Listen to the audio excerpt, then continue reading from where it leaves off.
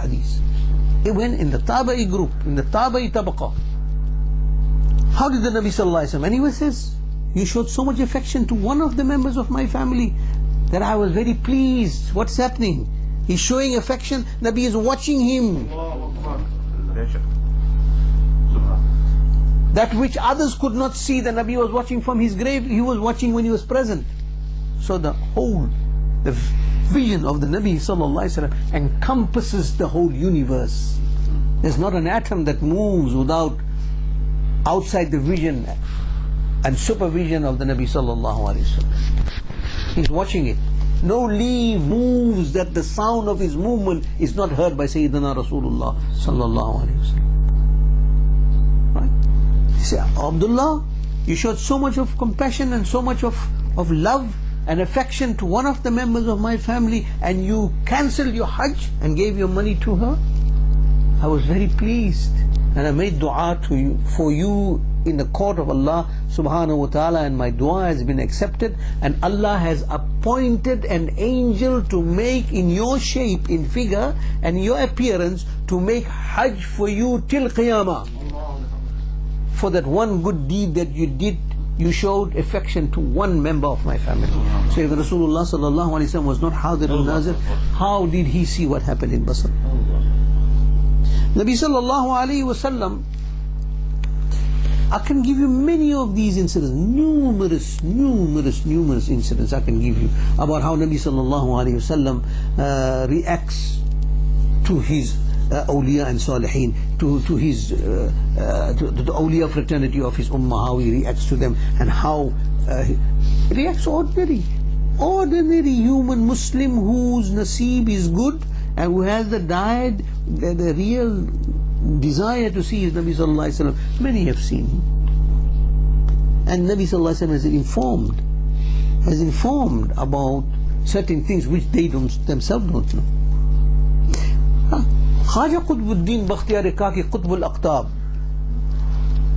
the second in line after Khaja Gharib Nawaz, the inheritor of the spiritual throne of the great Khaja Gharib Nawaz radiyallahu anhu, Hazrat Khaja Qutbuddin Bakhtiyar Kaki radiyallahu anhu. Do you know the incident when he was accused of ma'azallah, astaghfirullah, having illicit relation with a woman which in Delhi, and the woman was actually actually she was employed to go and create this fitna and lie. She was given a lot of wealth, took a small child, and at that time Khaja Qutbuddin Bakhtiyar Kaki was not even married. He was in around his 28, 29 years old. He was about that age. He was not even married at that time. He was single. Khaja Gharib Nawaz left him in Delhi and went to Ajmer. And then, because the people were flocking to him, such a magnetic personality that the people were flocking to him, some other leaders of the community and ulama and mashayikh were very jealous about that, and then engaged this woman.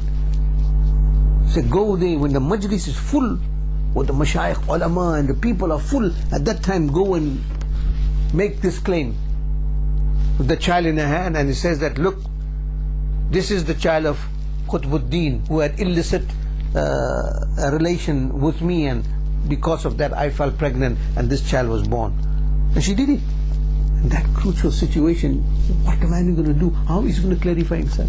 Here's a woman that is claiming that this is your child, and here's a pious wali of Allah, that now how is he going to, at that time, at that crucial moment, all he did was he bent his head and he linked himself to his murshid. Murshid was many hundreds of miles away from Delhi, in Ajmer. Just that one move. Communication. You see, distance is no criteria when love is involved.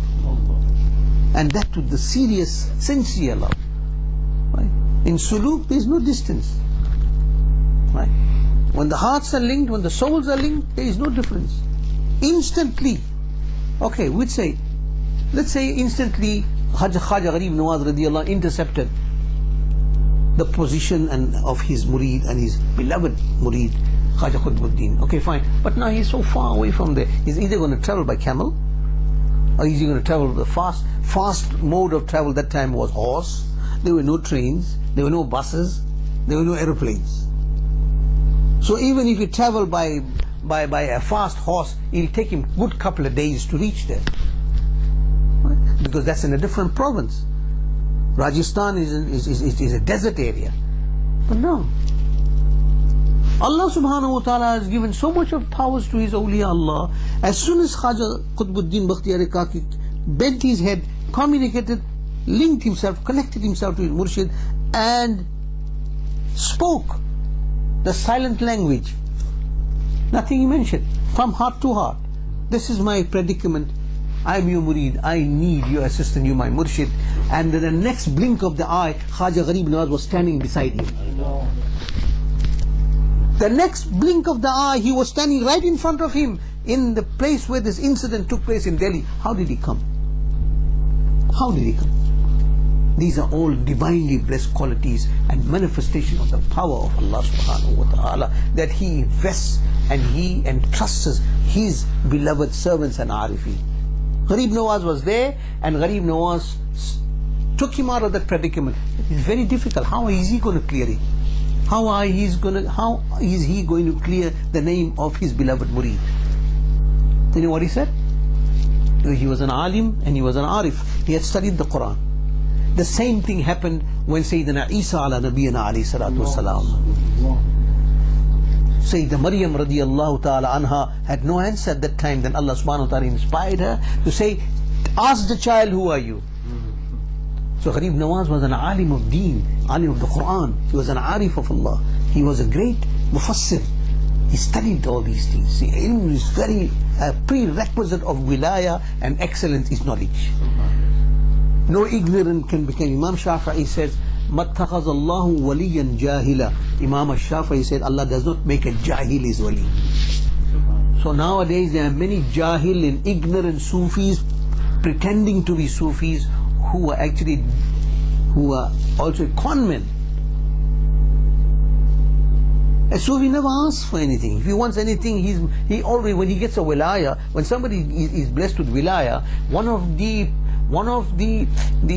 promises you must make is that I will ask nobody for anything besides you, O Allah. His reliance on Allah and his trust on Allah is focused to such a degree that he will not do anything without the consent of Allah. So a true wali. There's so many fakes today, right, that are looting the people. And unfortunately they are looting those who are oppressed. You know, when a person is in oppression, when the person is in problems, he'll sell the last brick of his house to try and solve his problem and get out of it. It depends on what the problem is. And these are the people that have been looted by these ignorant Sufis, on the name of Islam, on the name of awliya, and the name of ahle sunnah wal jamaat. Unfortunately, Allah give them all tawfiq, inshaAllah. I am not singling out anybody, but I'm just telling you what is the current affairs. I'm only relaying. I'm not creating problem. I'm only relaying what is current affairs. Right. However, Sayyidina Gharib Nawaz radiyallahu ta'ala was an arif, so he went by the advice of the Qur'an to Sayyidina Maryam, and he said, ask the child, who is the real father? And the child spoke. The child spoke exactly what plot they had against Khaja Qutbuddin. Who sent this woman? Who is this woman? This woman was a prostitute.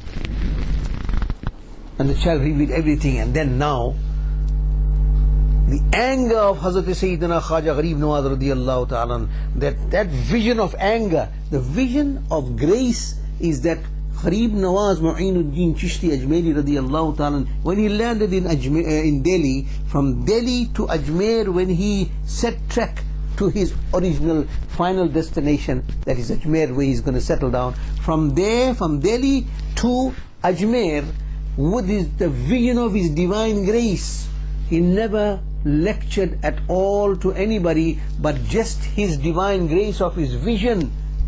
920,000 kuffar and Hindus embraced Islam by just looking at him.